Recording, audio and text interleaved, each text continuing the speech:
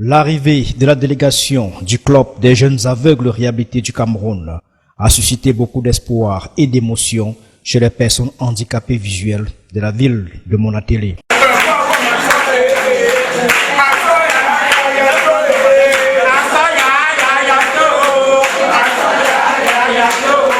Dirigé par ses deux fondateurs, Coco Bertin et Martin Luther Amahata, le CEJAC a apporté un appui important de matériel, canne blanche, kit alimentaire et sanitaire aux non-voyants de la localité.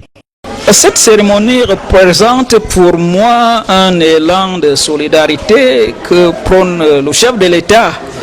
Alors, lui qui est un mendiant de la paix, il veut que les Camerounais soient unis. Le Cameroun est un et indivisible et nous voyons ça à travers donc, le CEJAR qui a parvenu à réunir les personnes handicapées de l'Alequier. Nous sommes contents, on doit être fiers puisque on sait tout qu'elle va toujours nous penser à nous aider, même pas pour ce qui est là maintenant, pour d'autres choses qui viennent demain. À la maison, j'ai qu'une seule femme, je vais la donner et la remettre ça. Tout qui est là, s'il y a des biscuits, des choses qui sont là pour donner facilement aux enfants, elle va partager elle-même ça aux enfants. Et le reste, si elle prépare, tout le monde va manger. En 2017, la ville de Monatélé, située dans le département de l'Alequier, compte un peu plus de 400 handicapés visuels. Le besoin ici est le manque cruel de matériel adéquat à leur épanouissement. Parfaits nomos, handicapés de la vue, agents contractuels en service au centre social de Monatélé loue le geste du CEJAC et pense que cette action contribue à autonomiser davantage les personnes handicapées. Ils sont abandonnés à eux-mêmes. Je dis bien qu'ils sont abandonnés à eux-mêmes. On les retrouve dans leur maison pour qu'ils se réveillent. Peut-être le 10e de ces 400 membres-là sont actifs. Ça fait que les gestes comme ceux-ci pourront les réveiller et les amener à s'autonomiser par des activités génératrices de revenus. Maringa, la soixantaine passée, vient de la commune d'Ebebda, à plus de 10 km de Monatélé. Elle a bravé la rivière Lequier à pirogue.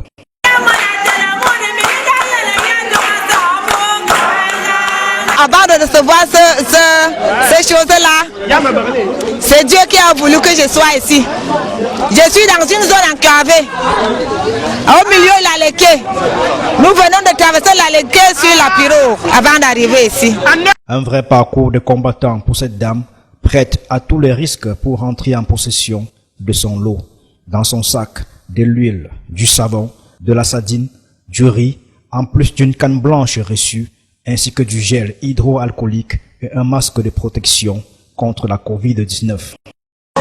Mon impression, ça m'a rendu de la joie. Tellement, ça m'a rendu de la joie. Et je sors de Bebda. Je vous en prie qu'à Bebda, nous portons une somme de misère là-bas à Bebda. Si Dieu voulant, vous pouvez nous accorder le même privilège qu'ici dans Monatélé. En présence du chef de centre des affaires sociales de Monatélé et du représentant du maire de la ville, c'est plus d'une centaine de personnes handicapées visuelles qui ont, à tour de rôle, reçu leur précieux présent. Mais avant, ils ont été sensibilisés sur l'usage de la canne blanche et sur les gestes barrières à respecter pour faire face au Covid-19. Au début, nous ne savions pas ce qui nous attendait sur le terrain, mais nous nous sommes rendus compte que les personnes handicapées qui vivent dans l'arrière-pays sont vraiment dans un besoin, dans un très grand besoin au regard de la qualité de l'accueil et même des requêtes qui nous sont présentées. Et ces descentes ont créé une autre situation. Vous avez vu, ils sont nombreux à demander la création des antennes dans leur localité. Ils sont nombreux qui nous disent qu'ils se sentent souvent abandonnés et souhaitent que ce genre de descente se multiplie et on se rend vraiment compte qu'il y a un travail à faire. Nous ne souhaitons pas nous arrêter seulement à la donation de la canne blanche et de ces denrées. On aimerait voir dans quelle mesure nous pouvons élaborer des projets durables, n'est-ce pas, avec ces non-voyants qui vivent dans l'arrière-pays. Monatélé est la 18e étape d'une longue série de distributions débutées au mois d'août par le CEJAC. Les activités en prélude à la 40e édition internationale de la canne blanche qui se célébrera le 15 octobre prochain sur le thème « La personne déficiente visuelle face à la lutte contre le coronavirus ».